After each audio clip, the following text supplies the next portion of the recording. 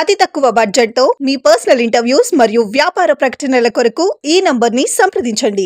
తిరుమల శ్రీవారి ఆలయంలో తొలిసారిగా వార్షిక విశేష పూజను నేడు వసంత పంచమి పర్వదినాన్ని పురస్కరించుకొని వైభవంగా నిర్వహించారు. గతంలో శ్రీవారి ఆలయంలో ప్రతి సోమవారం వారపు సేవగా విశేష పూజను నిర్వహించేవారు. శ్రీవారి ఉత్సవ మూర్తుల అరుగుదలను అరికట్టి భవిష్యత్తు తరాలకు అందించేందుకు ఏడాదికోసారి మాత్రమే అభిషేకం నిర్వహించాలని జియంగార్లు, అర్చకులు, ఆగమ పండితుల సూచన మేరకు వసంతోత్సవం, సహస్ర కలశాభిషేకం, విశేష పూజను ఏడాదికోసారి నిర్వహించాలని గత టీటీడీ బోర్డు నిర్ణయించింది. ఇకపై ప్రతి ఏడాది వసంత పంచమి పర్వదినాన వార్షిక విశేష పూజను ఏకాంతంగా టీటీడీ నిర్వహించనుంది. ఈ మేరకు తొలిసారిగా వార్షిక విశేష పూజను వసంత పంచమి సందర్భంగా శ్రీవారి ఆలయంలోని కళ్యాణ మండపంలో నేడు వైభవంగా నిర్వహించారు. ముందుగా అర్చకులు శ్రీదేవి భూదేవి సమేత మలయప్ప స్వామిని వేంచేపు చేసి ప్రత్యేక పూజలు నిర్వహించారు.